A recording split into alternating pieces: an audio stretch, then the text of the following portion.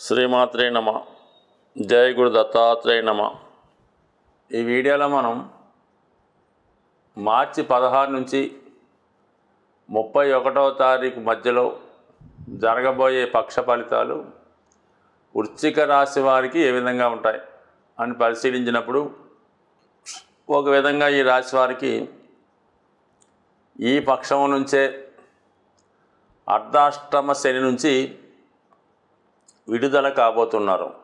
ఇంచుమించుగా అనేక కష్టాలు, మనసుకి బాధ కలిగించే సంఘటనలు ఇవన్నీ జరిగి మళ్ళా మీకు కొన్ని రోజుల పాటు ఈ శని భగవానుడు మధ్యమ అంటే మిశ్రమ ఫలితాలు ఇవ్వడం జరుగుతూ ఉంటుంది. అంటే ఇంచుమించుగా మనకి ఈ నెల 29 నుంచి ఒక 2.5 సంవత్సరాల పాటు పంచమ స్థాన సంచారం అన్నది ఎప్పటికప్పుడు మనం దాని విషయాలు తెలుసుకుందాం. ఏదైనా కొంతవరకు బెటర్ అయింది.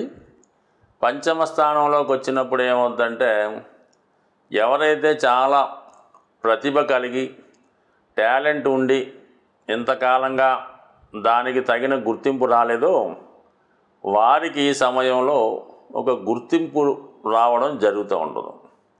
అలాగే మీరు ప్రస్తుతం చేస్తున్నటువంటి వృత్తి వ్యవహారాలు కంప్లీట్గా చేంజ్ కాబోతున్నాయి. అంటే గతంలో మాన్యువల్గా చేస్తున్నటువంటి మీరు ఇప్పుడు టెక్నాలజీ, మిషనరీ ఉపయోగించి మీ యొక్క ఉత్పత్తిని, సామర్థ్యాన్ని యంత్రాల రూపంలో దాన్ని తయారు చేయడం జరుగుతూ ఉంటుంది. అంటే కొత్త కొత్త యంత్రాలతో, కొత్త కొత్త టెక్నాలజీతో మీ పని సులువు చేసుకుంటూ మీ ప్రోడక్ట్ని బయటికి తీసుకొచ్చే అవకాశాలు ఉంటాయి. ఇది ఎక్కువగా ఈ కెమికల్, మెడికల్ ఇండస్ట్రీలో వారికి, ఈ వాటర్ సంబంధించింది, ఇంపోర్ట్ అండ్ ఎక్స్పోర్టు. సో ఏదేమైనా మీ యొక్క ఉత్పత్తి సామర్థ్యం పెరుగుతుంది. ఎక్కువ మంది పనివారికి ఎంప్లాయ్మెంట్ ఆపర్చునిటీ కలిగిస్తారు.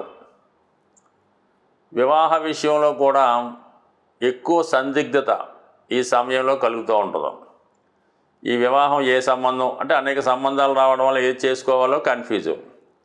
ఇష్టపడింది చేసుకోవాలా, బయట చేసుకోవాలా, పెద్దల సూచన చేసుకోవాలా అన్నది కూడా కన్ఫ్యూజ్గా ఉంటుంది. అంటే ఏదన్నా ప్రస్తుతం వివాహ వ్యవస్థ, వివాహ బంధాలు కూడా ఒక అగ్రిమెంట్ గాను, ఒక అటాచ్మెంట్ గాను, ఒక బిజినెస్ గాను మారింది తప్ప దానివల్ల ఏంటంటే అటు అమ్మాయి ఇటు అబ్బాయిలు కూడా కమర్షియల్గా ఆలోచిస్తూ ఒకవేళ వాళ్ళు పరస్పరం ప్రేమించుకున్నా సమాన హోదా కలిగిన వాళ్ళని కానీ ఇంకా ఎక్కువ హోదా కలిగిన వాళ్ళని ఇష్టపడుతున్నారు తప్ప ఇందులో కూడా కమర్షియలైజ్ అయింది. ఇటువంటి స్థితి ఈ రాశి వారికి ఇప్పుడు కనబడుతూ ఉందన్నమాట.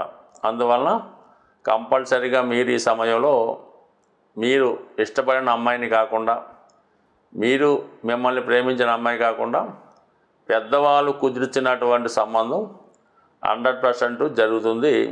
ఈ నెల 31వ తారీఖు లోపల, అంటే ఇంచుమించుగా మే 15 దాకా కూడా ఈ అవకాశం ఉంటుంది. నిర్ణయం ఇప్పుడు జరిగే సూచనలు ఉన్నాయి. ఆటోమేటిక్గా నిర్ణయించుకోండి. అయితే వివాహం కుదిరిన తర్వాత ఎక్కువ గ్యాప్ తీసుకోకూడదు అన్నమాట.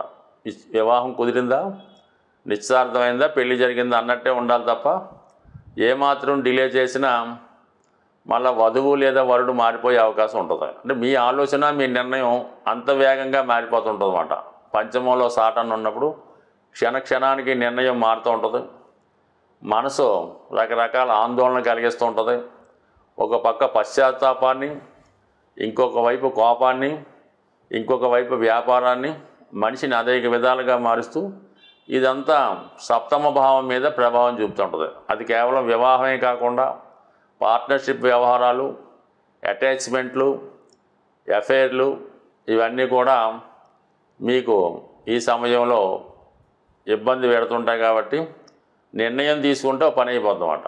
ఇక గురువు కూడా అక్కడ ఉండడం వల్ల చాలా వరకు ఎన్ని ఇబ్బందులు, ఎన్ని చికాకులు వచ్చినా చివరికి మంచే జరుగుతుంది. అష్టమంలో ఉన్నటువంటి కుజుడు ఇది భూములు, స్థిరాస్తులకు సంబంధించిన వ్యాపారాల్లో ఉన్న వాళ్ళకి చాలా అనుకూలిస్తుంది. అలాగే భూములపై సంపద అంటే ఇది ఏదైనా స్థిరాస్తి అమ్మడం వల్ల ఎక్కువ ధనం రావడం జరుగుతుంటుంది.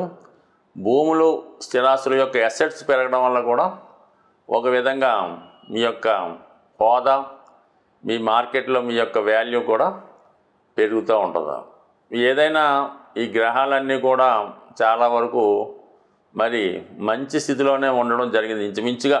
అంటే కుజుడు అష్టమంలో ఉన్నా మరి వృశ్చిక రాశి వారికి రాష్ట్రాధిపతి అవడం వల్ల చాలా వరకు శత్రువుల పైన విజయం సాధిస్తారు.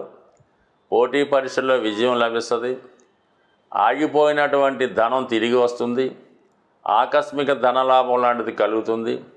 కుటుంబంలో ఏదో ఒక శుభకార్యం, మంచి కార్యక్రమం జరగడానికి ఈ సంకల్పంగా ఉన్నటువంటి గ్రహాలు మీకు సహకరించడం జరుగుతుంది.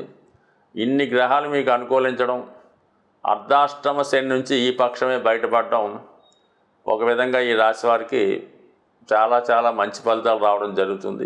ఈ గ్రహాల ప్రభావాల నుంచి తప్పించుకునే వాళ్ళకి మరి ప్రతి నెలలో కూడా 2 ముఖ్యమైనటువంటి దినాలు రావడం జరుగుతుంటుంది. అందులో సంకష్టాల చతుర్థి ఈ నెల 18వ తారీఖున రాబోతుంది. అలాగే మాస శివరాత్రి 28వ తారీఖున ఇదే నెలలో రావడం జరుగుతుంది.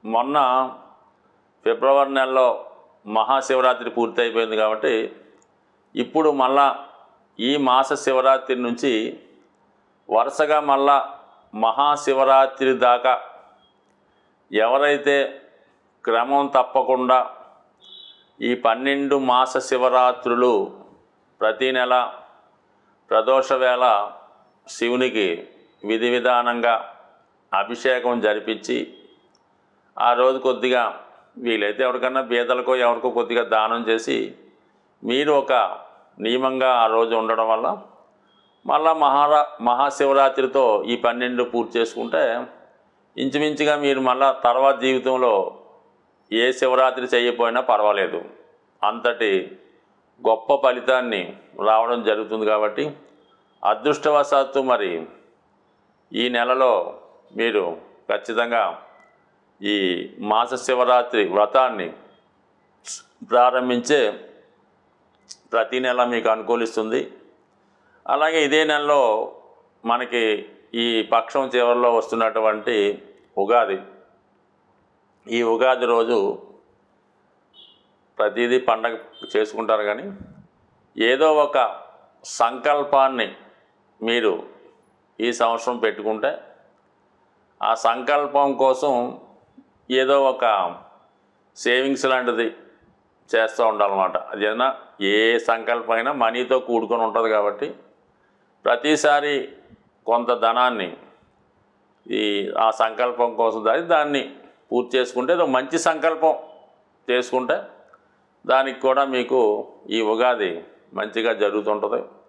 ఈ మాస శివరాత్రులు ప్రతీ నెల చేసుకుంటే మరి ప్రత్యేకంగా మళ్ళీ ఇంకేమీ చేసుకోకర్లేదు. ఇవి చేసుకుంటే మొత్తం 360 రోజులు చేసుకున్న ఫలితం మీకు పొంది మరి చక్కని ఆరోగ్యాన్ని, ఐశ్వర్యాన్ని పొందుతారు. ఇందులో ఈ ఏలినాటి శని ఉండాలి, అష్టమ శని ఉండాలి అలాంటిది ఏం అక్కర్లేదు.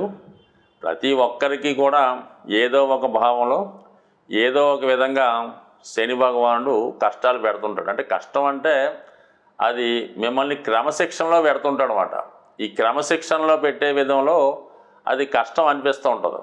అందువలన ఏంటంటే శని ఇచ్చిన ఏ ఫలితాన్నైనా దాన్ని మీరు పాజిటివ్గా తీర్చుకొని అమ్మాయి ఇక్కడితో ఈ బాధ్యత మనకు వదిలింది, ఈ రుణం తీరింది అనుకుంటే ప్రతిదీ కూడా మీకు ఆనందంగా సంతోషంగానే కనబడుతుంటుంది. కాబట్టి మరి చక్కగా ఈ 12 మాస శివరాత్రులు ఆచరించండి. అయితే కొంతమంది బాగా తెలివైన వాళ్ళు, కొద్దిగా మనీ ఎక్కువ రొటేషన్ ఉన్న వాళ్ళు ఏం చేస్తారంటే ఈ 12 మాస శివరాత్రులకి ఏదో శివాలయంలో శివరాత్రికి 250 చెప్పుకుని 3000 రూపాయలు కట్టేసామండి, ఇక మేము 12 చేసినట్టే కదని చెప్తూ ఉంటారు. దానివల్ల మీకు ఎట్టి పరిస్థితుల్లో కూడా ఉపయోగం లేదు.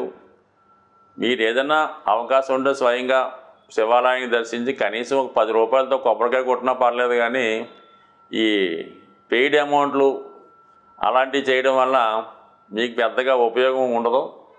పైపెచ్చి భగవంతుడిని ఏదో అవమానం చేసిన అంటే గుడి మెయింటెనెన్స్కి దానికి ఉపయోగపడుతుంటుంది. బట్ శ్రద్ధ ఇంపార్టెంట్ అని మా ఉద్దేశం కాబట్టి ఆ కారణం వల్ల ఎవరైతే మంచి ఫలితం కావాలనుకుంటారో వారు ప్రతీ నెల విధి విధానంగా చేసుకోండి. ఎప్పుడన్నా మధ్యలో ఒక నెల మనం చేయలేకపోతే ఆ నెలలో మీరు టెంపుల్లో పేమెంట్ చేసి ఎక్కడున్న శివుడికి దండం పెట్టుకుంటే అదొక ఫలితం తప్ప ఈ టోటల్గా 12 నెలలకి ఒకేసారి కట్టేసి ఆ రసీదు జేబులో పెట్టుకుంటే ఆ పుణ్యం మన జేబులోకి ఏం రాదు. స్వస్తి.